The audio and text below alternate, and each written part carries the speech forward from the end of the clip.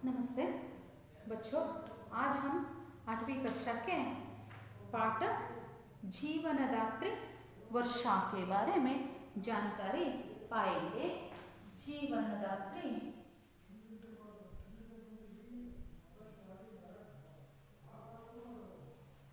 वर्षा, जीवनदात्री वर्षा, वर्षा यानी ಮಳೆ। ನೋಡಿ ಮಕ್ಕಳೇ, ವರುಷ ಮತ್ತೆ ವರ್ಷಕ್ಕೆ ವ್ಯತ್ಯಾಸ ಇದೆ। ವರುಷ ವರುಷ ವರುಷ ಅಂದ್ರೆ ಇಯರ್, ವರ್ಷ ವರುಷ ಪ್ರತಿ ವರ್ಷ ಅಂತೀವಲ್ಲ ಹಾಗೆ ಇಯರ್। ವರ್ಷ ಅಂದ್ರೆ ಮಳೆ, ವರ್ಷ ಅಂದ್ರೆ ಮಳೆ। ಮಳೆಯ ಬಗ್ಗೆ ನಿಮಗೆಲ್ಲ ಗೊತ್ತಿರ್ಬೋದು। ಮನುಷ್ಯ ಮಳೆ ಇದ್ರೇನೆ ಮನುಷ್ಯನಿಗೆ ಬದುಕಕ್ಕೆ ಸಾಧ್ಯ। ಹೇಗೆ ಅಂದರೆ ಪ್ರತಿಯೊಬ್ಬ ಮನುಷ್ಯನಿಗೂ ಪ್ರತಿಯೊಬ್ಬ ಜೀವಿಗೂ ನೀರು ತುಂಬ ಅತ್ಯವಶ್ಯಕ। ನೀರು ಎಲ್ಲಿಂದ ಬರುತ್ತೆ? ಮಳೆಯಿಂದ। ಮಳೆ ಹೇಗೆ ಆಗತ್ತೆ? ಭೂಮಿ ಮತ್ತು ಮೋಡಗಳ ಮಧ್ಯೆ ನಡೆಯುವಂಥ ಒಂದು ಸರ್ಕಲ್ ಅಂದರೆ ಮಳೆ ಆಗತ್ತೆ। ಇಲ್ಲಿರುವಂತಹ ನದಿ, ಕೆರೆ ಮತ್ತು ಸಮುದ್ರದ ನೀರು ಬಿಸಿಲಿನ ತಾಪಕ್ಕೆ ಆವಿಯಾಗಿ ಮೇಲ್ ಹೋಗುತ್ತೆ। ಮೇಲ್ ಹೋಗಿ ಅದು ಕಣಗಳಾಗಿ ಪರಿವರ್ತನೆ ಆಗ್ತಿರುತ್ತೆ। ಆವಾಗ ಥಂಡಿಯಾದ ಗಾಳಿ ಅದಕ್ಕೆ ಸ್ಪರ್ಶಿಸಿದಾಗ ಅದು ಹನಿಗಳ ಏನಿರುತ್ತಲ್ಲ ಅದು ಮಳೆಯಾಗಿ ಈ ಭೂಮಿಗೆ ಉದುರುತ್ತೆ। ನಂತರ ಮತ್ತೆ ಇದೊಂಥರ ಸರ್ಕಲ್ ಆಗಿ ಪರಿವರ್ತನೆ ಆಗ್ತಿರುತ್ತೆ। ಇಂಥ ಮಳೆ ಬಗ್ಗೆ ಇಲ್ಲಿ ನಾವು ನೋಡ್ಬೋದು ಅಂತಾರೆ। ಏನಂದ್ರೆ ವರ್ಷ ಮಳೆ ಅತಿಯಾದ್ರೂ ಮನುಷ್ಯನಿಗೆ ತೊಂದರೆ, ಆಗದೆ ಹೋದ್ರೂ ಕೂಡ ತೊಂದರೆ। ಅತಿಯಾದ ಮಳೆ ಆದರೆ ಪ್ರವಾಹಗಳಾಗ್ತವೆ। ನದಿಯ ತೀರಗಳೆಲ್ಲ ತಮ್ಮ ಮಿತಿಯನ್ನು ಮೀರಿ ತಮ್ಮ ಗಡಿಭಾಗದ ಮಟ್ಟವನ್ನು ಮೀರಿ ಹರಿದಾಗ ಅಲ್ಲಿಯ ಆ ಭಾಗದ ಜನರಿಗೆ ಬದುಕೋದು ಅಸಾಧ್ಯ ಆಗುತ್ತೆ। ಬದುಕೋದು ಸಾಧ್ಯತೆಗಳೇ ಕಡಿಮೆ। ಹೆಂಗಂದ್ರೆ ಅಲ್ಲಿ ನೀರಿನ ಮಟ್ಟ ಜಾಸ್ತಿ ಆದಾಗ ಕೆರೆಕಟ್ಟೆಗಳ ನೀರು ಮಟ್ಟ ಜಾಸ್ತಿಯಾಗಿ ಅದು ತನ್ನ ಮಿತಿಯೇನ ಮೀರಿ ಹರಿದಾಗ ಗದ್ದೆಗಳಿಗೆ ನುಗ್ಬೋದು, ಊರುಗಳಿಗೆ ನುಗ್ಬೋದು। ಆಗ ಅಲ್ಲಿರೋ ಜನರಿಗೆ ಬದುಕೋದು ಕಷ್ಟ ಆಗುತ್ತೆ। ಮತ್ತೆ ಮಳೆ ಆಗದೇನೆ ಹೋದ್ರೆ, ಒಂದ್ ವೇಳೆ ಮಳೆನೇ ಆಗಲ್ಲ ಅಂತಾದ್ರೆ ಬರಗಾಲ ಬರುತ್ತೆ। ಮಳೆ ತುಂಬಾ ಆಗದೆ ಹೋದಾಗ ಜನರು ಬದುಕೋದೇ ಕಷ್ಟ ಆಗುತ್ತೆ। ಬೆಳೆಗಳೇ ಬರಲ್ಲ, ಉತ್ಪಾದನೆ ಇರಲ್ಲ, ತಿನ್ನಕ್ಕೆ ಉಣ್ಣಕ್ಕೆ ಇಲ್ಲದೆ ಕಷ್ಟಪಡುವಂತಹ ಪರಿಸ್ಥಿತಿ ಕೂಡ ಬರುತ್ತೆ। ಮಳೆ ಹೇಗಂದ್ರೆ ಅತಿಯಾದ್ರೂ ಕಷ್ಟ, ಆಗದೆ ಹೋದ್ರೂ ಕಷ್ಟ। ಇನ್ನೊಂದು ನಾವಿಲ್ಲೇನು ಹೇಳ್ಬೇಕಂದ್ರೆ ನಮ್ಮ ಭಾರತದಲ್ಲಿ ನಾವು ಮಳೆಯಾಧಾರಿತ ವ್ಯವಸಾಯವನ್ನು ಹೊಂದಿದ್ದೀವಿ। ಅಂದರೆ ಮಳೆಗೇನೆ ನಾವು ಅವಲಂಬಿತರಾಗಿದ್ದೀವಿ। ಮಳೆ ಆದಾಗ ಮಾತ್ರ ನಮಗೆ ಬೆಳೆ, ಇಲ್ಲದೆ ಹೋದರೆ ಬರಗಾಲ। ಅದನ್ನೇ ಇಲ್ಲಿ ಹೇಳೋದು, ಮಳೆ ಆಗದೆ ಹೋದರೆ ತುಂಬ ಕಷ್ಟ ಆಗುತ್ತೆ। ಯಾಕಂದರೆ ನಾವು ಅದನ್ನೇ ನಂಬ್ಕೊಂಡು ಬದುಕ್ತಾ ಇದ್ದೀವಿ। ಹಾಗಾಗಿ ಆ ಜೀವನದಾತ್ರಿ ಧಾತ್ರಿ ಅನ್ನೋದಕ್ಕೆ ನಾವು ತಾಯಿ ಅಂತ ಹೇಳ್ಬೋದು। ತಾಯಿ, ನಮ್ಮ ಜೀವನದ ತಾಯಿ ಈ ಮಳೆ ಅಂತ ನಾವಿಲ್ಲಿ ಹೇಳ್ಬೋದು ಅಂತ ಹೇಳ್ತಾರೆ। ಪಾಠವನ್ನು ನೋಡೋಣ। धात्र पानी के उपयोग और लाभ से परिचित होते हैं। छात्र पानी के उपयोग और लाभ से परिचित होते हैं। ವಿದ್ಯಾರ್ಥಿಗಳು ನೀರಿನ ಉಪಯೋಗ ಮತ್ತು ನೀರಿನ ಲಾಭದ ಬಗ್ಗೆ ಇಲ್ಲಿ ಪರಿಚಯವನ್ನ ಮಾಡ್ಕೋತಾರೆ। पाठवन्न नोडोण। जीवन के लिए पानी अनिवार्य है। पानी के स्रोत अनेक है, नदी, नाला, सागर आदि। इन सब का कारण है वर्षा। समुद्र, झीला, तालाब और नदियों का पानी सूरज की गर्मी से बाष्प बनकर ऊपर उठता है। इस बाष्प से बादल बनते हैं।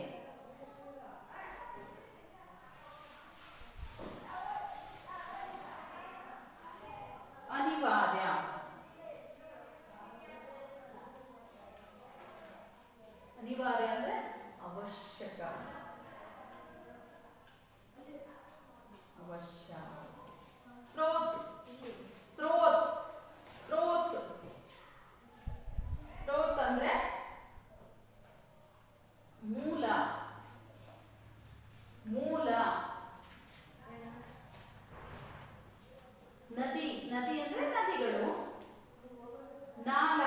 ನಾಲ ಅಂದ್ರೆ ಕಾಲುವೆಗಳು, ಕೆರೆಗಳು ಅಂತೆಲ್ಲ ಬರುತ್ತೆ. ಕಾಲುವೆ, ಕಾಲುವೆ. ಸಾಗರ ಅಂದ್ರೆ ಸಮುದ್ರ.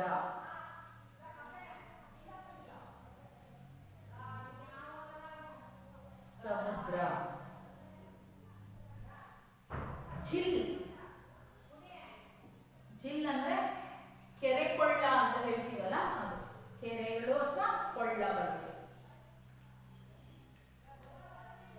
ತಲಾಬ್, ತಾಲಾಬ್, ತಾಲಾಬ್ ಅಂದ್ರೆ ಕೆರೆ, ಕೆರೆ. ಸೂರಜ್ ಅಂದ್ರೆ ಸೂರ್ಯ.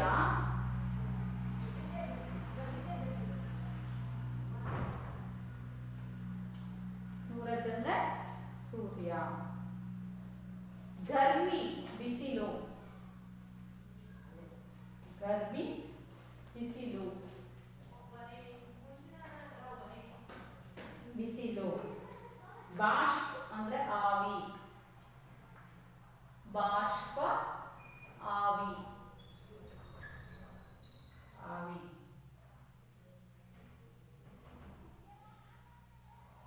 ಬಾದಲ್, ಮೋಡ. ಬಾದಲ್, ಮೋಡ.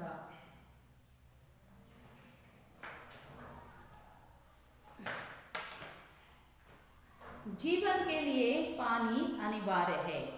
ಜೀವನಕ್ಕೆ ನೀರು ತುಂಬಾ ಅತ್ಯವಶ್ಯಕ. ಪಾನಿ ಕೆ ಸ್ರೋತ್ ಅನೇಕ ಹೈ.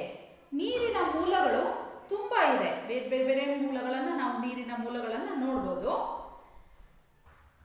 ನದಿ, ನಾಲ, ಸಾಗರ್ ಆದಿ. ನದಿಗಳನ್ನ, ಕಾಲುವೆಗಳನ್ನ, ಸಮುದ್ರವನ್ನ, ಅಂದ್ರೆ ಬೇರೆ ಬೇರೆ ಬೇರೆ ರೀತಿಯಲ್ಲಿ ನಾವು ನದಿಗಳ ಮೂಲಗಳನ್ನ ನೋಡ್ಬೋದು ಈ ಭೂಮಿ ಮೇಲೆ ಅಂತ ಹೇಳ್ತಾರೆ. ಇನ್ ಸಬ್ಕ ಕಾರಣ ಹೈ ವರ್ಷ. ಇದೆಲ್ಲವುಗಳು ನೀರಿನಿಂದ ಕೂಡಿದವೆ. ಆ ಕೆರೆಯಲ್ಲಿ ನೀರಿದೆ, ಕಾಲುವೆಯಲ್ಲಿ ನೀರಿದೆ, ಅಥವಾ ಸಮುದ್ರದಲ್ಲಿ ನೀರಿದೆ ಅಂತ ಆದ್ರೆ ಅದಕ್ಕೆ ಮೂಲ ಕಾರಣ ಯಾವುದು? ಮಳೆ. ಸಮುದ್ರ, झील, तालाब आदि और नदियां का पानी सूरज की गर्मी से बाष्प बनकर ऊपर उठता है. इस बाष्प से बादल बनते हैं. ಇಲ್ಲಿ ನದಿ ಇರ್ಬೋದು, ಕೊಳ್ಳ, ಕೆರೆ ಕೊಳ್ಳಗಳಿರ್ಬೋದು, ಕೆರೆಗಳಿರ್ಬೋದು, ಆಮೇಲೆ ಸಮುದ್ರಗಳು, ಎಲ್ಲ ಮೂಲಗಳೇನಿದ್ದಾವೆ ಆ ಮೂಲಗಳ ನೀರು, ನದಿ ನೀರಿರ್ಬೋದು, ಸಮುದ್ರ ನೀರು, ಅದು ಸೂರ್ಯನ ಕಿರಣಗಳಿಗೆ, ಸೂರ್ಯನ ಬಿಸಿಲಿನ ತಾಪಕ್ಕೆ ಆವಿಯಾಗಿ ಮೇಲ್ ಹೋಗುತ್ತೆ. ಉಪರುಡ್ತಾಯೆ. ಸೂರ್ಯನ ತಾಪಕ್ಕೆ, ಬಿಸಿಲಿನ ತಾಪಕ್ಕೆ ಆವಿಯಾಗಿ ಮೇಲೆ ಹೋಗುತ್ತೆ. ಆ ಆವಿಯೇ ಮೋಡವಾಗಿ ಪರಿವರ್ತನೆ ಆಗುತ್ತೆ. ಭೂಮಿ ಮೇಲಿರುವಂತಹ ಈ ನದಿ, ಕೆರೆ, ಕೊಳ್ಳ ಏನಿದಾವಲ್ಲ ಅವೆಲ್ಲ ನೀರುಗಳು ಆವಿ ಆಗ್ತಾ, ಬಿಸಿಲಿನ ತಾಪಕ್ಕೆ ಆವಿ ಆಗುತ್ತೆ. ಆವಿಯಾಗಿ ಅದು ಮೋಡಗಳಾಗಿ ಬದಲಾವಣೆ ಆಗ್ತವೆ. ये बादल जब ठंडी हवा से टकराते हैं तो इनमें रहने वाले बाष्प के कण पानी की बूंदे बन जाती है. बूंदे वाले बादल भारी होकर जब धरती की आकर्षण शक्ति से खींचे जाते हैं तब वर्षा के रूप में बरस जाते हैं. इस प्रकार धरती से बादल और बादल से धरती तक बाष्प की यात्रा बहुत रोचक है.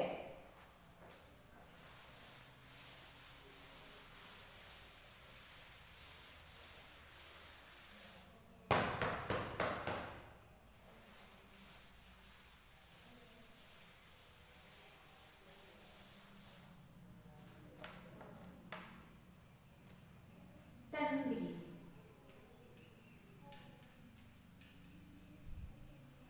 तन्नाने, ठंडी, तन्नाने. टकराते, टकराते, ताहुವುದು.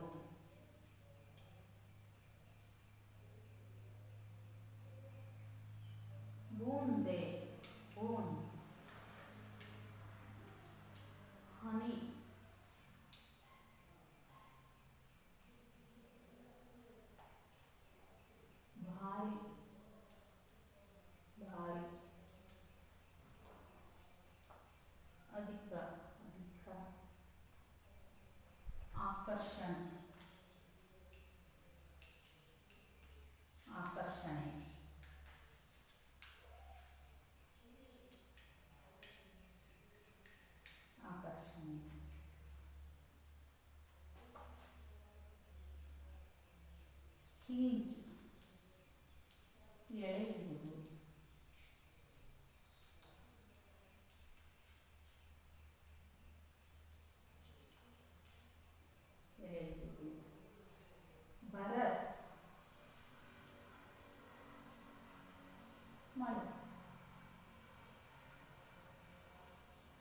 ಬರ್ಸಾತ್, ಬರಸ್ನ, ವರ್ಷ ಎಲ್ಲ ಒಂದೇ ಅರ್ಥ ಮಳೆ.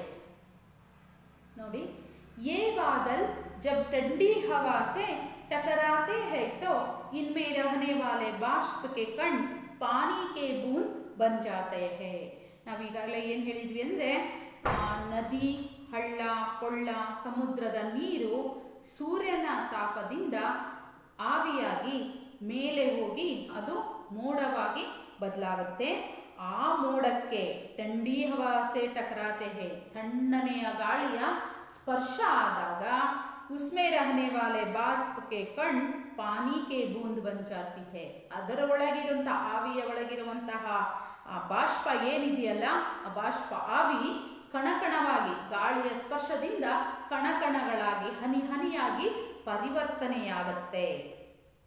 बूंदे वाले बादल भारी होकर जब धरती की आकर्षण शक्ति से खींचे जाते हैं. बूंदे वाली ತಣ್ಣನೆಯ ಗಾಳಿ ಆ ಮೋಡಗಳಿಗೆ ಸ್ಪರ್ಶಿಸಿದಾಗ ಮೋಡದಲ್ಲಿರುವಂತಹ ಆ ಆವಿ ಏನಾಗುತ್ತೆ, ಆ ಬಾಷ್ಪ ಏನಾಗುತ್ತೆ, ಕಣಕಣಗಳಾಗಿ ಹನಿ ಹನಿಯಾಗಿ ಪರಿವರ್ತನೆಯಾಗುತ್ತೆ. ಈ ಭೂಮಿಗೆ ಆ ಹನಿಗಳು ಕಣಕಣಗಳಾಗಿ ಪರಿವರ್ತನೆಯಾದಾಗ ಅದು ಭಾರ ಆಗುತ್ತೆ. ಅದರ ಆವಿಯ ಹನಿಗಳು ಬೇರೆ ಬೇರೆ ಆದಾಗ ಅದು ಭಾರ ಆಗುತ್ತೆ.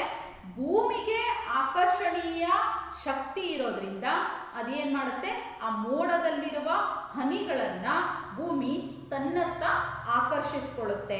ಆಗ ಮಳೆಯಾಗಿ ಆ ಹನಿಗಳು ಮಳೆಯಾಗಿ ಇಲ್ಲಿ ಉದುರುತ್ತೆ. ತಬ್ ವರ್ಷಾ ಕೆ ರೂಪ್ ಮೇ ಬರಸ್ ಜಾತೆ ಹೇ.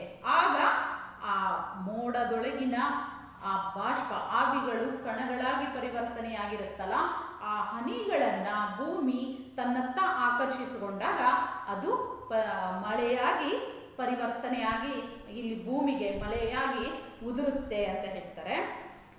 इस प्रकार धरती से बादल और बादल से धरती तक बाष्प की यात्रा बहुत रोचक है.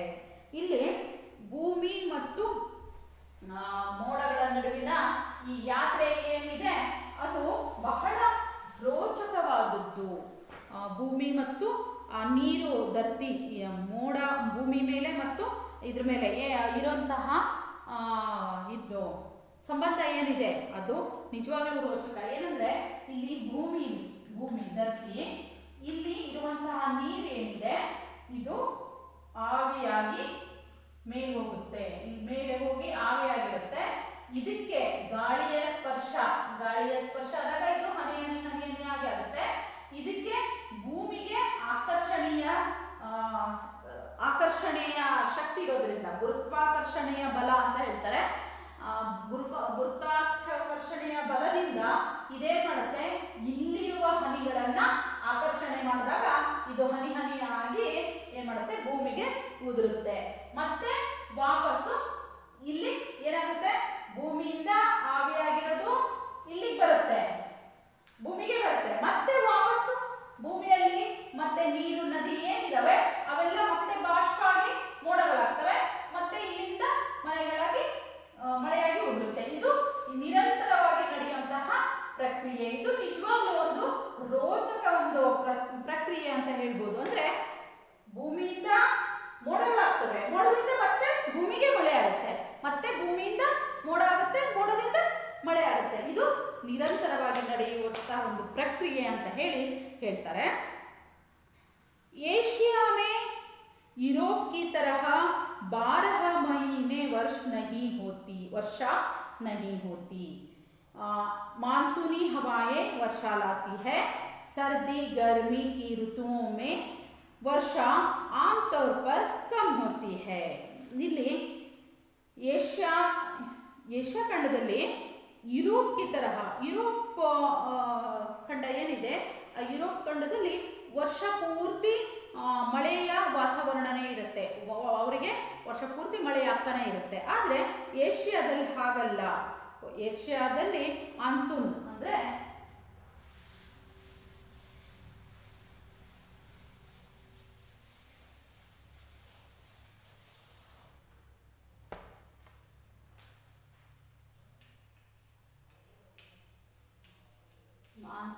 ಮುಂಗಾರು.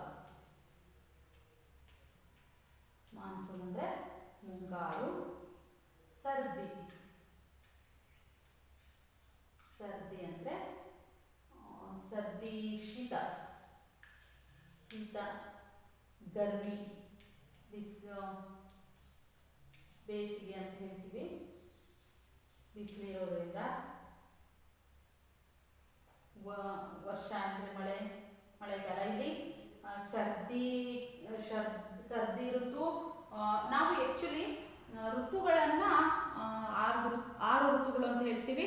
ಶರದ್ ಋತು, ಹೇಮಂತ ಋತು, ಶೀತ ಋತು, ವಸಂತ ಋತು, ಗ್ರೀಷ್ಮ ಋತು ಮತ್ತೆ ವರ್ಷಾ ಋತು ಅಂತ ಹೇಳಿ. ಅವುಗಳಲ್ಲಿ ಮುಖ್ಯವಾಗಿ ನಾವು ಮತ್ತೆ ನೋಡೋದೇನೆಂದ್ರೆ ಸರ್ದಿ ಶೀತ ಋತು, ಗರ್ಮಿ ಮತ್ತೆ ವರ್ಷಾ ಋತು ಅಂತ ಹೇಳಿ ನೋಡ್ತೀವಿ. ಆಮ್ತವರು ಅಂದ್ರೆ ಸಾಧಾರಣ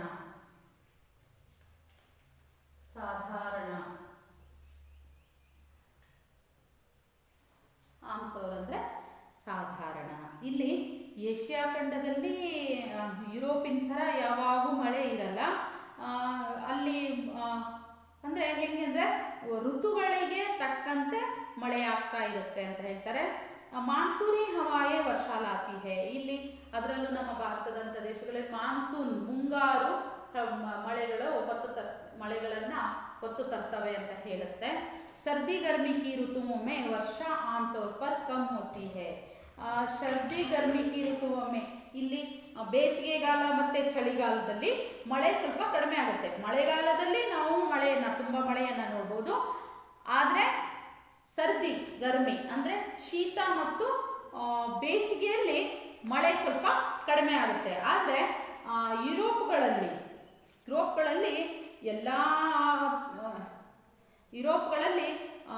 ಬೇಸಿಗೆಗಾಲ, ಮಳೆಗಾಲ ಮತ್ತು ಚಳಿಗಾಲ ಮೂರೂ ಕಾಲಗಳಲ್ಲೂ ಮಳೆಯಾಗೋದನ್ನು ನೋಡ್ತಾ ಇರ್ತೀವಿ. ಅಂದರೆ ಮಳೆಗಾಲದಲ್ಲಿ ಜಾಸ್ತಿ ಮಳೆ ಇದ್ದರೆ ಮಿಕ್ಕಿದ ಟೈಮಲ್ಲಿ ಸ್ವಲ್ಪ ಮಳೆ ಇರುತ್ತೆ. ಆದರೆ ನಮ್ಮಲ್ಲಿ ಹಾಗಲ್ಲ, ಮಳೆಗಾಲದಲ್ಲಿ ಮಾತ್ರ ಬರುತ್ತೆ. ಬೇಸಿಗೆ ಮತ್ತು ಚಳಿಗಾಲದಲ್ಲಿ ನಾವು ಅಷ್ಟೊಂದು ಮಳೆಯನ್ನು ನೋಡಲ್ಲ ಅಂತ ಹೇಳ್ತಾರೆ.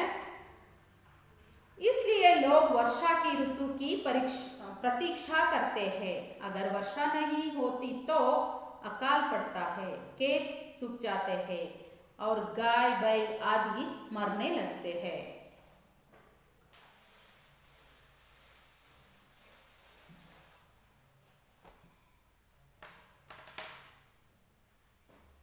लोग जना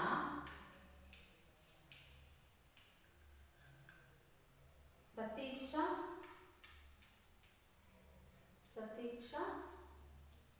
निरीक्षे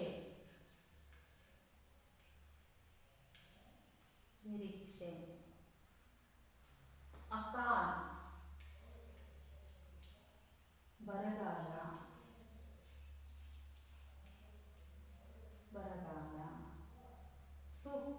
ಖೇತ್ ಅಂದ್ರೆ ಹೊಲಗದ್ದೆಗಳು, ಗದ್ದೆ ಹೊಲ. ಸೂಕ್ ಒಣಗುವುದು,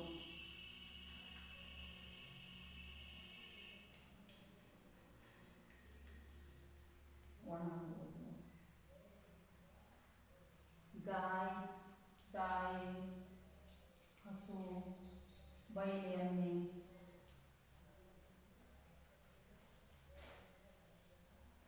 ಒಟ್ಟು ಪ್ರಾಣಿಗಳು, ಗಾಯ ಹಸು ಎಲ್ಲ ಪ್ರಾಣಿಗಳು ಎಲ್ಲವೂ ಕೂಡ ಎಲ್ಲ ಬೈಲ್ ಎತ್ತು. ಬೈಲ್ ಅಂದರೆ ಎಮ್ಮೆ ಅಲ್ಲ, ಬೈನ್ಸ್ ಅಂದರೆ ಎಮ್ಮೆ, ಬೈಲ್ ಅಂದರೆ ಎತ್ತುಗಳು ಅಂತ ಹೇಳ್ತಾರಲ್ಲ ಅವು ಎತ್ತುಗಳು.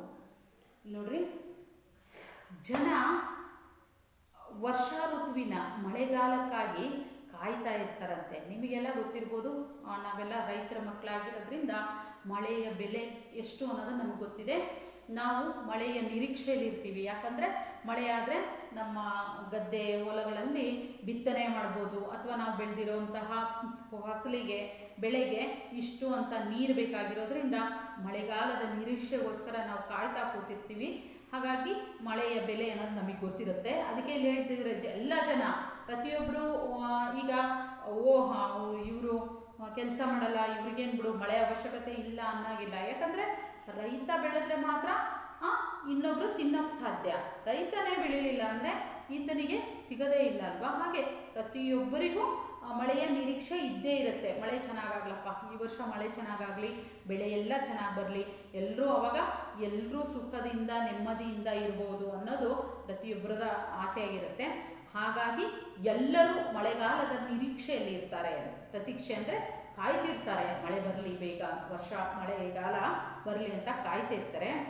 ಅಗರ್ ವರ್ಷ ನಹಿ ಹೋತೋ ಅಕಾಲ್ ಪಡ್ತಾ ಹೇ, ಒಂದು ವೇಳೆ ಮಳೆ ಆಗದೆ ಹೋದರೆ ಅಕಾಲ್ ಬರಗಾಲ ಬರುತ್ತೆ. ಮಳೆ ಆಗದೆ ಹೋದಾಗ ಬರಗಾಲ ಅಂದರೆ ಉಣ್ಣಕ್ಕೆ ತಿನ್ನಕ್ಕೂ ಕೂಡ ಕಷ್ಟ. ಮಳೆನೇ ಇಲ್ಲ ಅಂದಾಗ ಬೆಳೆಗಳೆಲ್ಲ ಬರೋಕ್ಕೆ ಸಾಧ್ಯನೇ ಇಲ್ಲ. ಒಂದು ಬೆಳೆ ಬೆಳಿಬೇಕಂದ್ರೆ ನೀರು ಅವಶ್ಯಕವಾಗಿ ಬೇಕೇ ಬೇಕಲ್ವಾ. ಮಳೆಗಾಲ ಆಗದೆ ಇದ್ದಾಗ ಅತಿಯಾದಂಥ ಬರಗಾಲ ಬರುತ್ತೆ, ತಿನ್ನಕ್ಕೆ ಉಣ್ಣಕ್ಕೆ ಸಹ ಸಿಗದೇ ಇಲ್ಲ, ಕಷ್ಟಪಡುವಂತಹ ಪರಿಸ್ಥಿತಿ ನಮ್ಮಗಳಿಗೆ ಬರುತ್ತೆ. ಅದಕ್ಕೆ ಹೇಳ್ತಿದ್ದಾರೆ ಖೇತ್ ಸುಕ್ ಜಾತೆ ಹೇ, ಹೊಲಗದ್ದೆಗಳೆಲ್ಲ ಒಣಗಕ್ಕೆ ನೀರಿಲ್ದೇನೆ ಒಣಗೋಗ್ತವೆ. ತೋಟಗಳು, ಅಡಿಕೆ, ತೆಂಗು, ಮಾವು, ಬಾಳೆ ಏನೇ ಇರಲಿ ಅದೆಲ್ಲದಕ್ಕೂ ನೀರು ಬೇಕೇ ಬೇಕು. ಒಂದು ವೇಳೆ ನೀರಿಲ್ಲದೆ ಹೋದಾಗ ಅವೆಲ್ಲವುಗಳು ಏನು ಮಾಡ್ತವೆ, ಒಣಗಕ್ಕೆ ಶುರುವಾಗುತ್ತೆ. ಅವ್ರ ಗಾಯ ಬೈಲ್ ಆದಿ ಮರಳೆ ಲಗ್ತಿಗೆ, ಕುಡಿಯೋಕ್ಕೆ ನೀರಿಲ್ಲದೆ ಇದ್ದಾಗ, ಮನುಷ್ಯನಿಗೆ ಮಳೆ ಆದರೆ ಪ್ರತಿಯೊಬ್ಬರಿಗೂ ನೀರು ಸಿಗುತ್ತೆ. ನೀರೇ ಇಲ್ಲ, ಮನುಷ್ಯನಿಗೆ ನೀರಿರಲ್ಲ. ಆವಾಗ ಪ್ರಾಣಿಗಳಿಗೂ ಸಹ ಈ ಕೆರೆ ಕಟ್ಟೆಗಳು ಕೊಳ್ಳಗಳಲ್ಲಿ ನೀರಿದ್ರೆ ಪ್ರಾಣಿಗಳು ಹೋಗಿ ಅಲ್ಲಿ ಕುಡಿದು ಬರ್ತವೆ. ದನಗಳು, ಎತ್ತುಗಳು ಅಥವಾ ಪಕ್ಷಿಗಳು ಎಲ್ಲವೂ ಕುಡಿತವೆ.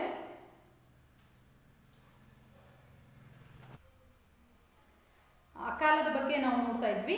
ಅಕಾಲ ಅದು ಬರಗಾಲ. ಬರಗಾಲ ಬಂದರೆ ಬರೀ ರೈತರಿಗಷ್ಟೇ ಬರಗಾಲ ಅಲ್ಲ, ಇದು ಎಲ್ರಿಗೂ ಬರಗಾಲನೇ. ಏನಂದರೆ ಬರಗಾಲದಿಂದ ರೈತ ಏನು ಬೆಳೆಯೋಕ್ಕಾಗದೇ ಇದ್ದಾಗ ಎಲ್ರಿಗೂ ಅದರ ಬೆಳೆಯೋಕ್ಕಾಗದೇ ಇದ್ದ ಪರಿಸ್ಥಿತಿಯಲ್ಲಿದ್ದಾಗ ಅದರ ಪ್ರಭಾವ ಪ್ರತಿಯೊಬ್ಬರ ಮೇಲೂ ಬೀಳುತ್ತೆ. ಅದಕ್ಕೆ ಹೇಳ್ತಾರೆ ಮಳೆ ಆದರೆ ಒಳ್ಳೆಯದು. ಮಳೆ ಸಮಯಕ್ಕೆ ತಕ್ಕಂಗೆ ಸಮಯಕ್ಕೆ ಸರಿಯಾಗಿ ಮಳೆ ಆದರೆ ನಾವು ಸರಿಯಾದ ಬೆಳೆಯನ್ನು ಪಡೆಯಬಹುದು, ಹಾಗೆ ಚೆನ್ನಾಗಿ ಜೀವನ ಮಾಡ್ಬೋದು. ಆದರೆ ಮಳೆನೇ ಆಗದೆ ಹೋದಾಗ ನಾವು ಬರಗಾಲದ ಅನುಭವವನ್ನು ಅನುಭವಿಸ್ಬೇಕಾಗತ್ತೆ. ಹಾಗೆ ಪಶು ಪಕ್ಷಿಗಳು ಸತ್ತೋಗ್ತವೆ, ಪ್ರಾಣಿಗಳೆಲ್ಲ ಸತ್ತೋಗ್ತವೆ. ಅಂದರೆ ಕುಡಿಯೋಕ್ಕೆ ನೀರಿಲ್ಲದೆ, ನೀರು ಅಷ್ಟು ಅತ್ಯಮೂಲ್ಯವಾದದ್ದು. ಆ ನೀರೇ ಇಲ್ಲದೆ ಹೋದಾಗ ಪ್ರಾಣಿಗಳು, ಪಕ್ಷಿಗಳು ಅಷ್ಟೇ ಯಾಕೆ ಮನುಷ್ಯರು ಕೂಡ ಕುಡಿಯೋ ನೀರಿಲ್ಲದೇನೆ ಸಾಯುವಂಥ ಪರಿಸ್ಥಿತಿ ಕೂಡ ಉದ್ಭವ ಆಗಿದ್ದಾವೆ. ಇನ್ನು ನೆಕ್ಸ್ಟು, जब बहुत ज्यादा वर्षा होती है तो नदियां अपने किनारे को तोड़कर बहाने लगती है, इसको बाढ़ कहते हैं.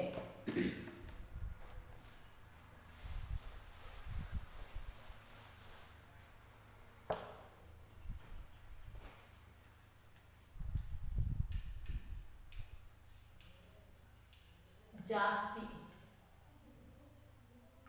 किनारे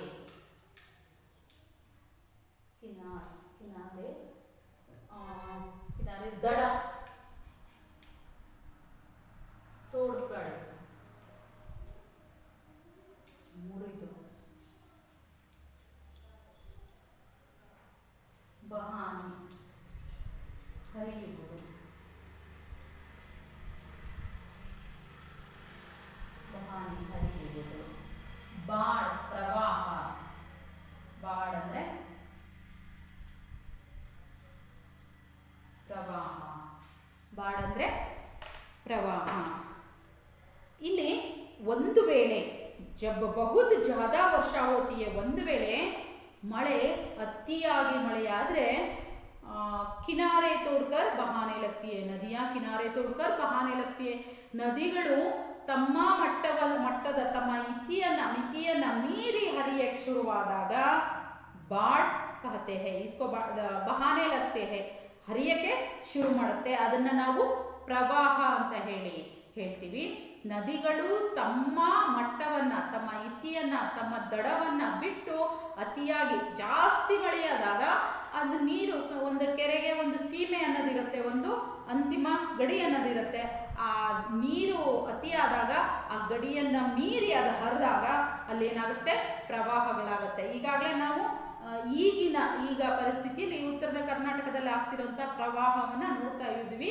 ಅಲ್ಲಿ ಅತಿಯಾದ ಮಳೆ ಆಗ್ತಿರೋದ್ರಿಂದ ನದಿಗಳು, ಕೆರೆಗಳು, ಆಲ್ಮಟ್ಟಿ ಜಲಾಶಯಗಳೆಲ್ಲ ತುಂಬಿ ಹರಿತಾ ಇರೋದ್ರಿಂದ ಅಲ್ಲಿ ಪ್ರವಾಹ ಆಗಿದೆ. ಆಗ ಜನ ಬದುಕು ನಡೆಸೋದು ಕಷ್ಟ ಆಗುತ್ತೆ. ಅವರಿಗೆ ಸುರಿತಾನೇ ಇದ್ದಾಗ, ಮಳೆ ಸುರಿತಾನೇ ಇದ್ದಾಗ ಜೀವನ ಮಾಡೋದು, ತಿನ್ನೋ ಅತಿಯಾದ ಮಳೆಯಾದಾಗ ಜನ ಒದ್ದಾಡಬೇಕಾಗತ್ತೆ. ಅಂದರೆ ಅತಿಯಾದ ಮಳೆ ಮನೆಯನ್ನು ನುಗ್ಗುತ್ತೆ, ಮನೆ ನುಗ್ಗುತ್ತೆ, ಎಂಥ ರೋಡ್ಗಳು, ಎಲ್ಲ ಕಡೆನೂ ಗದ್ದೆ, ಹೊಲ, ತೋಟಗಳು ಎಲ್ಲ ನೀರಿನಿಂದ ಆವೃತವಾದಾಗ ಜನರ ಜೀವನ ತುಂಬ ಅಸ್ತವ್ಯಸ್ತ ಆಗುತ್ತೆ. ಅವರು ಜೀವನ ನಡೆಸೋದೇ ಕಷ್ಟ ಆಗ್ಬಿಡುತ್ತೆ. ಅಂತಹ ಪರಿಸ್ಥಿತಿ ಬರುತ್ತೆ ಮಳೆಯಿಂದ. ಮಳೆ ನಮ್ಮ ಜೀವನಕ್ಕೆ ಎಷ್ಟು ಮುಖ್ಯವೋ ಅಷ್ಟೇ ಡೇಂಜರ್ ಕೂಡ ಅಂತ ಹೇಳ್ತಾರೆ. ಅಂದರೆ ಮಳೆ ಕಾಲ ಕಾಲಕ್ಕೆ ಸರಿಯಾಗಿ ಆದಾಗ ಮಾತ್ರ ನಾವು ನಮ್ಮ ಜೀವನವನ್ನು ನೆಮ್ಮದಿಯಾಗಿ ನಡೆಸೋಕ್ಕೆ ಸಾಧ್ಯ. ಆದರೆ ಅತಿಯಾಗಿ ಮಳೆಯಾದರೂ ಕೂಡ ಮನುಷ್ಯ ಜೀವಕ್ಕೆ ತೊಂದರೆ, ಮನುಷ್ಯರಿಗೆ, ಪ್ರಾಣಿಗೆ, ಪಕ್ಷಿಗಳಿಗೆ ಎಲ್ರಿಗೂ ತೊಂದರೆ. ಮಳೆ ಆಗದೆ ಹೋದರೂ ಕೂಡ ತೊಂದರೆ. ಇಲ್ಲಿ ಮಳೆ ಆದರೂ ಕೂಡ ತೊಂದರೆ ಅಂತಾರೆ, ಮಳೆ ಆಗದೆ ಹೋದರೂ ಕೂಡ ತೊಂದರೆ ಮಳೆಯಿಂದ ಅಂತ ಹೇಳ್ತಾರೆ. ವರ್ಷಾ ಕಾ ಜಲ್ ಸಾಫ್ और शुद्ध जल का सबसे अच्छा ಸ್ರೋತ್ ಹೇ. ಇಲ್ಲಿ ನದಿಗಳ ಮೂಲಗಳನ್ನು ನಾವು ಹೇಳಿದ್ವಿ, ಕೊಳ್ಳ, ಕೆರೆ, ಅದು ಇದು ಅಂತ, ಸಮುದ್ರ ಅಂತೆಲ್ಲ. ಅವೆಲ್ಲವುಗಳಿಗೆ ಹೋಲಿಸಿದ್ರೆ ಮಳೆಯ ನೀರು ಶುದ್ಧವಾದಂತಹ ನೀರು, ಅತಿ ಶುದ್ಧವಾದಂತಹ ನೀರೇ ಮಳೆ ನೀರು ಅಂತ ಹೇಳ್ತಾರೆ.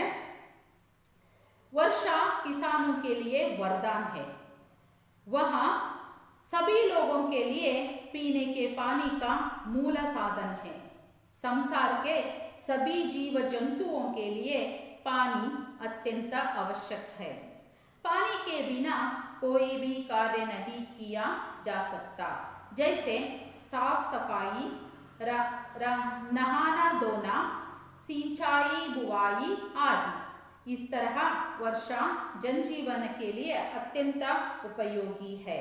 जहाँ वर्षा नहीं वहाँ जीवन नहीं.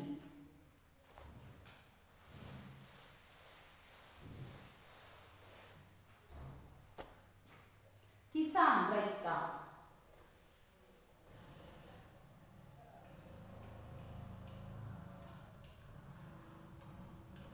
ಕಿಸಾನ್ ರೈತ. ಸಂಸಾರ ಜಗತ್ತು.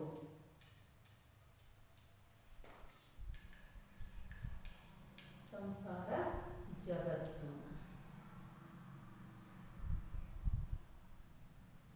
ಸಾಫ್ ಸುಧಾ, ಸಾಫ್ ಸಫಾಯಿ.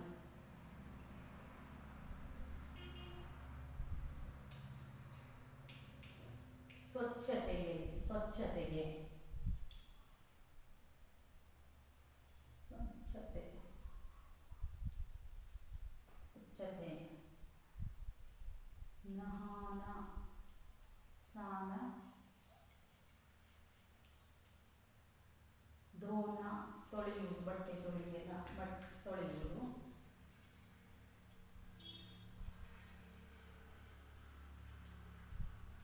ಸಿಂಚಾಯಿ, ಗದ್ದೆಗಳಿಗೆ, ವ್ಯವಸಾಯಕ್ಕೆ.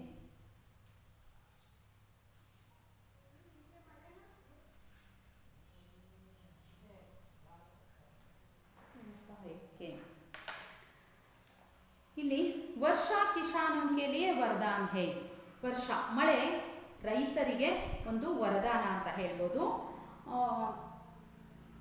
ವಹ ಸಭಿ ಲೋಗೋಂ ಕೆ ಲಿಯೆ ಪೀನೆ ಕಿ ಪಾನಿ ಕಾ ಮೂಲ ಸಾಧನೆ. ಇದು ಎಲ್ಲರಿಗೂ ಕುಡಿಯುವ ನೀರಿನ ಒಂದು ಮೂಲ ಸಾಧನ ಅಂತ ನೀರು ಹೇಳ್ಬೋದು. ಈಗ ನಾವು ನಲ್ಲಿ ನೀರು ಕುಡಿತೀವಿ ಅಥವಾ ಇನ್ನೊಂದು ಕುಡಿತೀವಿ, ಆ ನೀರು ಬರೋದು ಎಲ್ಲಿಂದ ಅಂದರೆ ಮಳೆಯಿಂದ. ಹಾಗಾಗಿ ನಾವು ಕುಡಿಯುವ ನೀರಿನ ಮೂಲ ಸಾಧನ ಯಾವುದು ಅಂದರೆ ಮಳೆ ಅಂತ ಹೇಳ್ತಾರೆ.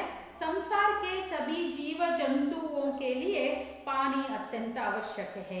ಈ ಜಗತ್ತಿನಲ್ಲಿ ಇರುವಂತಹ ಜೀವಿಗಳು, ಜಂತುಗಳು ಏನಿದಾವೆ, ಹುಳ ಹುಪ್ಪಡಿಗಳಿರ್ಬೋದು, ಪಕ್ಷಿಗಳು, ಪ್ರಾಣಿಗಳು, ಎಲ್ಲ ಜನಜೀವನಕ್ಕೆ ಎಲ್ಲರಿಗೂ ನೀರು ತುಂಬ ಅತ್ಯವಶ್ಯಕವಾಗಿ ಬೇಕಾಗಿರುವಂಥದ್ದು.